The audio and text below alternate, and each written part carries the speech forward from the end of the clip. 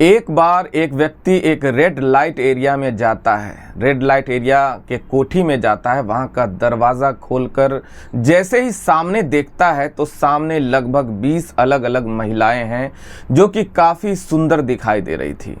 उन महिलाओं में से एक महिला को चुनने की उसको आज़ादी थी। वो बारी बारी से महिलाओं को देख रहा था और उनमें से किसी एक का उसको चुनाव करना था। जैसे ही एक महिला पर उसकी नज़र पहुंचती है तो उस महिला की आंखें झुक जाती है। उस महिला की झुकी हुई नज़रों को देखने के बाद वो सोचने पर मजबूर हो जाता है। ऐसा लग रहा था कि ये चेहरा तो कोई जाना पहचाना चेहरा है, क्योंकि उसके पहनावे, उसके कपड़े अब से पहले शायद उसने इस तरह से कभी उसे देखा नहीं था। वो उसी महिला का चयन करता है और उसे कमरे के अंदर लेके जाता है। जब उससे बातचीत करता है तो पता चलता है कि वो महिला कोई और नहीं बल्कि उसी की धर्म पत्नी है, उसी की बीवी है। अपनी ही बीवी को उस रेड लाइट एरिया की कोठी में देखने के बाद तो समझिए कि उसके पैरों तले ज़मीन खिसक जाती है। वो सोचने पर मजबूर हो जाता है, आखिरकार करें तो क्या करें, ये कहां से कैसे यहां पर पहुंची। बहुत सारे सवाल थे। उन सवालों के जवाब को जानने की कोशिश में था और जब सवालों के जवाब जानता है तो वो एक ऐसा कदम उठाता है जिस कदम को सुनने के बाद शायद आप भी उसको सैल्यूट करने पर मजबूर हो जाएंगे। क्योंकि किसी भी महिला से चाहे छोटी से छोटी गलती हो, जाने में हो या अनजाने में हो जाए तो उसकी गलती माफ़ नहीं होती है, बल्कि पुरुषों की गलती की वो कई बार नज़रअंदाज कर दिया जाता है। मगर इस पुरुष ने उस महिला की तमाम गलतियों को नज़रअंदाज करते हुए जो कदम उठाया है, वाकई सैल्यूट वाला कदम उठाया है। आदाब, नमस्कार, सत श्री अकाल। मैं हूं रोशन आर्यन और आज की जो सच्ची घटना मैं आपको सुनाने जा रहा हूं, ये सच्ची घटना है कर्नाटक प्रदेश की राजधानी बेंगलुरु की। दरअसल एक व्यक्ति जिसका नाम दीपक है, जो कि बेंगलुरु शहर का रहने वाला है, एक मल्टीनेशनल कंपनी में काम करता था। मल्टीनेशनल कंपनी में काम करता था। उसकी कंपनी ने उसको एक असाइनमेंट के लिए बुलाया था। मुंबई में बुलाया गया था कि आपको यहाँ पर आना है कुछ समय के लिए। अभी 2 या 3 महीने ही हुए थे उसकी शादी को। अपनी पत्नी को छोड़कर वो जाना नहीं चाहता था, लेकिन मल्टीनेशनल कंपनी का जिस कंपनी में काम कर रहा था उस कंपनी का मामला था। आखिरकार उसको जाना पड़ता है। वो वहाँ पहुँच जाता है। 1-2 हफ्ते काम करता है। 1-2 हफ्ते काम करने के बाद अपनी पत्नी से बातचीत करता है। कहता है कि क्या तुम मुंबई घूमना पसंद करोगी। जैसे ही ये बात अपनी पत्नी से कहता है तो उसकी पत्नी एकदम खुश हो जाती है, खिलखिला जाती है। कहती है कि मेरा तो सपना था बचपन से ही मैं चाहती थी कि मुंबई जाऊं, वहां जाकर देखूं। आज तक मैंने सिर्फ मुंबई को टेलीविज़न पे या फिल्मों में देखा है, साक्षात देखने को मिलेगा तो कितनी अच्छी बात है। जब अपने पति से इस तरह की बातें करती है तो उसका पति कहता है कि परेशान होने की ज़रूरत नहीं है। 7 अक्टूबर को 2011 का तुम्हारा रिजर्वेशन कर दिया गया है। फलां तारीख को फलां वक्त में जो है आपकी ट्रेन मिलेगी और आराम से बेंगलोर से मुंबई का सफ़र पूरा करके सीधा मुंबई आइए। मैं तुम्हारा इंतज़ार करूंगा। वो दिन भी आता है और जब दिन आता है तो वो घर से कुछ तैयारी के साथ सीधा बेंगलोर के रेलवे स्टेशन पर जाती है और अपनी निर्धारित ट्रेन, अपने निर्धारित बोगी, अपने निर्धारित बर्थ पर जाकर बैठ जाती है।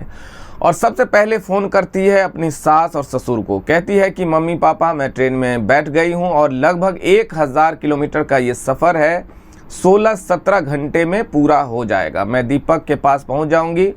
पहला फ़ोन हो चुका था। दूसरा फ़ोन वो अपने पति को करती है। अपने पति से कहती है कि जी मैं ट्रेन के अंदर बैठ गई हूं और मैं जल्दी से आपके पास पहुंच जाऊंगी, आप परेशान मत होना। तो दीपक कहता है कि परेशान मुझे नहीं, परेशान तुम मत होना, बिल्कुल घबराने की ज़रूरत नहीं है। किसी से ज़्यादा बातचीत मत करना, अपने सफ़र पर ध्यान देना और कोई ऐसी वैसी चीज़ मत देना, किसी के खाने की चीज़ हो या इस तरह की, जो है समझाने की कोशिश भी करता है। अब ट्रेन ये मुंबई के सफ़र के लिए चल पड़ती है। जैसे ही मुंबई के सफ़र के लिए जो है ट्रेन चल पड़ती है तो जिस बोगी में, जिस बर्थ पर वो बैठी हुई है, सामने वाली बर्थ पर 2 व्यक्ति बैठे हुए हैं। एकदम अनजान व्यक्ति एक दूसरे से बातचीत भी नहीं कर रहे हैं, मगर धीरे धीरे जब सफ़र आगे की तरफ चलता है तो वो दोनों व्यक्ति आपस में एक दूसरे का इंट्रोडक्शन लेते हैं, एक दूसरे से परिचय लेते हैं कि तुम कौन हो, कहाँ से जा रहे हो और कहाँ से आ रहे हो। इस तरह की बातें वो करते हैं। ये महिला किसी से बातचीत भी नहीं कर रही है, नाम अंजलि है। अंजलि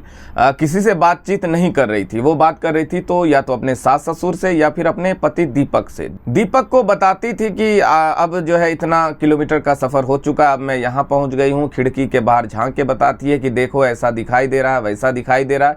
इस तरह से जो है उसका सफ़र था वो कटने लगा था। जैसे जैसे आगे ट्रेन बढ़ रही थी तो उनकी दो व्यक्ति जो कि उसकी बर्थ के ठीक सामने बैठे थे, उनमें से एक व्यक्ति कहता है, बहन जी लगता है कि आज पहली बार आप ट्रेन में सफ़र कर रहे हैं, वो भी मुंबई का। वो कहती है कि हाँ मैंने ट्रेन में तो बहुत सफ़र किया है, लेकिन अकेले मुंबई मैं पहली बार जा रही हूँ। जब ये दोनों इस बात को कहते हैं तो कहते हैं कि बहन जी आपको परेशान होने की बिल्कुल ज़रूरत नहीं है, हम भी मुंबई जा रहे हैं। किसी भी तरह की कोई दिक्कत, कोई परेशानी हो तो आप हमसे शेयर कर सकती हैं। ऐसे ही बातचीत चल रही थी। कुछ खाने पीने की चीज़ें थी उनके पास, वो खा रहे थे। उन्होंने कहा कि बहन जी आप भी खाएंगी, तो मना कर देती है। लेकिन जब आगे वक्त गुजर रहा है, 15-16 घंटे का सफ़र है, तो किसी भी अनजान व्यक्ति से इस लंबे सफ़र में जब कोई सोना ना हो तो आराम से बातचीत जब होंगे तो जाहिर सी बात है कि दोस्ती भी हो जाएगी। उधर तो उन दोनों की दोस्ती हो चुकी थी। उन दोनों ने इस अंजलि से भी कहीं ना कहीं जान पहचान बना ली थी।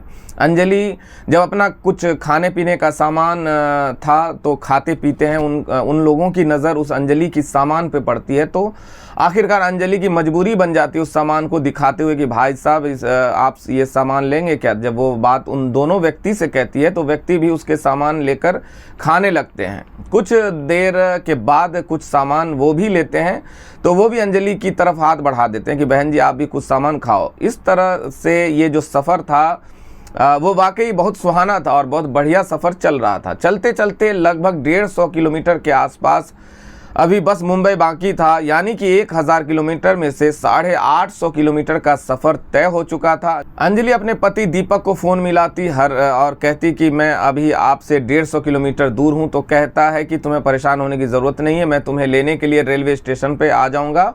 बस इतना ये फ़ोन था। उसके बाद ये दोनों व्यक्ति कहते हैं कि बहन जी चाय पियेंगी। कहती है कि मैं तो चाय नहीं पीऊँगी, आपको अगर पीनी है तो चाय पी लीजिए। लेकिन वो 2 चाय के साथ साथ तीसरी चाय भी लेते हैं। तीसरी चाय लेते हैं तो अंजलि को चाय पिला देते हैं और ख़ुद भी चाय पीते हैं। जब अंजलि चाय पी लेती है, चाय पीते ही अंजलि एकदम बेहोश जैसी हालत में हो जाती है, नींद आने लगती है। उसको लगभग 2 या 3 घंटे के बाद जब आँख खुलती है तो पता चलता है कि अंजलि अब ट्रेन के किसी बोगी या बर्थ के अंदर नहीं बैठी हुई है, बल्कि वो जो है वो एक कार के अंदर है और कार बहुत तेज़ी से चल रही थी। उसको जैसे जैसे हल्की फुल्की उसकी आंखें खुलती है, वो आंखें खोलने की कोशिश करती है तो पता चलता है कि वो बेहोश जैसी हालत में थी, ठीक से बोल भी नहीं पा रही थी। लेकिन उसको वो ही दोनों व्यक्ति कार के अंदर दिखाई देते हैं और एक व्यक्ति और था जो कार चला रहा था। ये एक नया व्यक्ति है जिसको देखने के बाद साफ अंदाज़ा लगाया जा सकता था, क्योंकि उसके साथ कोई न कोई अनहोनी घटना हो चुका था। उनसे कहती है कि मैं कहाँ हूँ, तुम मुझे कहाँ लेकर जा रहे हो। इससे पहले कि वो कुछ बातचीत करती, उसको जोर का एक थप्पड़ पड़ता है और कहा जाता है कि आवाज़ निकाली तो और पिटाई होगी, इसलिए चुपचाप पड़े रहो। क्योंकि उसे चाय में कुछ नशीला पदार्थ दिया गया था। उसको पीने के बाद चाय को पीने के बाद उसकी हालत ऐसी नहीं थी कि वो विरोध करने जैसी कंडीशन में हो। लगातार गाड़ी चल रही है और गाड़ी चलते चलते पहुंच जाती है एक ऐसे इलाके में जहां पर जब उसे कार से उस जगह पर ले के जा रहे थे तो उसकी हालत चलने लायक नहीं थी। लेकिन उन दोनों ने ऐसे पकड़ा हुआ था जैसे कि वाकई वो उस महिला बीमारी जैसी हालत में हो। ठीक ट्रेन से भी शायद उन्होंने उसको वैसे ही निकाला होगा। ट्रेन की जब किसी भी स्टेशन से वो कार तक लेकर आए होंगे तो वहाँ भी उन्होंने इसी अंदाज से निकाला होगा जिससे कि परिवार की कोई परिचित महिला हो। अब ये सीधा पहुंच जाते हैं किसी रेड लाइट, मुंबई के रेड लाइट एरिया के एक कोठे पर, और वहाँ पर 2 महिलाएं बैठी हुई थी। उनसे बार्गेनिंग चल रही थी, बातचीत चल रही थी उसको बेचने की। आखिरकार सौदा तैयार हो जाता है, पक जाता है और कम से कम उसकी कीमत लगती है 45,000 रुपये। 45,000 रुपये लेकर वो दोनों व्यक्ति वहाँ से रफू चक्कर हो जाते हैं और वो महिला उसे हल्का हल्का होश आने लगता है और वो गिड़गिड़ाने लगती है, वो रोने लगती है, वो रहम की भीख मांगती है। उन दोनों से भी वो ठोकर मारते हुए वहाँ से निकल जाते हैं। अब ये एक कोठे पर मौजूद थी और कोठे का नज़ारा जब देखती है, दृश्य देखती है, तो वहाँ पर पहले से ही कितनी लड़कियाँ थी जिन्होंने अपने लिबास भी ऐसे पहने हुए थे, उसे देखकर कोई भी पुरुष उत्तेजित हो जाए। अब उस महिला को एक कमरे में बंद कर दिया गया था क्योंकि वो विरोध करने पर उतारू हो गई थी, वो चीख रही थी, चिल्ला रही थी, इसलिए उसको बांध कर एक कुर्सी पर रखा जाता है कि वो चिल्लाए ना, इसलिए उसका मुंह बंद कर दिया जाता है। बात 7 अक्टूबर को वो घर से चली थी, अभी 8 अक्टूबर, 9 अक्टूबर, इस तरह से एक एक दिन गुजरने लगता है और धीरे धीरे लगभग 15 दिन गुजर जाता है। उधर उसका पति रेलवे स्टेशन पर इंतज़ार कर रहा था। काफ़ी इंतज़ार करने के बाद जब उसकी पत्नी उसको वहाँ दिखाई नहीं देती है तो वो बहुत परेशान हो जाता है। फ़ोन करता है तो स्विच ऑफ आता है।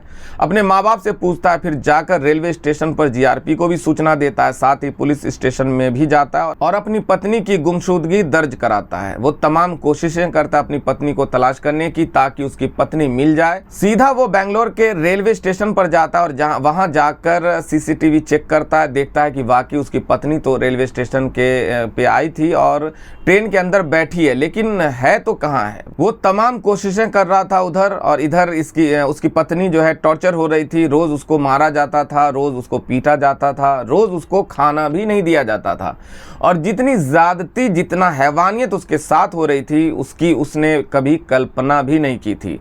जब धीरे धीरे एक एक दिन गुजरने लगता है, 16वें दिन उस कोठे की जो मालिक है सारिका पुजारी उससे कहती है कि बहुत दिन हो गए हैं, यदि आज तुम तैयार होकर ग्राहक के लिए तैयार नहीं होती हो तो फिर तुम्हारा वो हश्र किया जाएगा जिसकी तुमने कभी कल्पना भी नहीं की थी। लड़कियों, इसको समझा दो। जो पहले से ही वहाँ लड़कियाँ काम कर रही थी उन्हें लड़कियों पर दबाव बनाया जाता है और वो लड़कियाँ कहती है कि अंजलि तुम मान जाओ, क्योंकि अभी यहाँ से तुम्हारे जाने के रास्ते सब बंद हो चुके हैं और तुम्हें यहीं रहना होगा, यहीं काम करना होगा। अब तुम्हें कोई छुड़ा नहीं सकता, कोई तुम्हें बचा नहीं सकता, कोई तुम्हारी मदद करने वाला भी नहीं होगा। 16वें दिन आखिरकार अंजलि टूट जाती है और अंजलि भी ऐसे कपड़े पहनती है जिस कपड़े को देखने के बाद कोई भी पुरुष उसकी तरफ उत्तेजित हो जाए, आकर्षित हो जाए। आज उन 20-22 महिलाओं में से अंजलि का नंबर था, क्योंकि ग्राहक ने अंजलि को ही पसंद किया था। अंजलि को लेकर वो कमरे में जाता है और जाने के बाद जैसे ही वो अंदर के दरवाजे को बंद करता, चटखनी बंद करता है, तो वो अंजलि गिड़गिड़ाने लगती है, रोने लगती है और रोते भी ऐसे कि उस कमरे से उसकी आवाज़ बाहर नहीं जाती है। उसकी आंखों में आंसू थे, आंसू टपक रहे थे। रोते हुए पैरों में पकड़ के वो कहती है कि भैया मुझे माफ़ कर दीजिए, मैं ऐसे यहाँ पर चली आई हूँ। मेरे पति दीपक है जो कि मल्टीनेशनल कंपनी में काम करते हैं।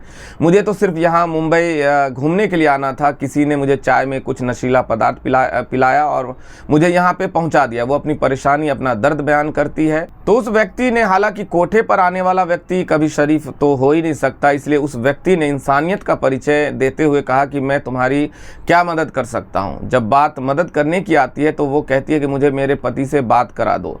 उधर उसका पति अपनी पत्नी को तलाश करने की तमाम वो कोशिश कर रहा था। आखिरकार वो बार बार फ़ोन देखता था। वो सोच भी रहा था कि सफ़र शुरू होता है तब फ़ोन आता है। सुबह शाम रोज़ फ़ोन करती थी, अब फ़ोन आता भी नहीं है, फ़ोन स्विच ऑफ हो रहा है।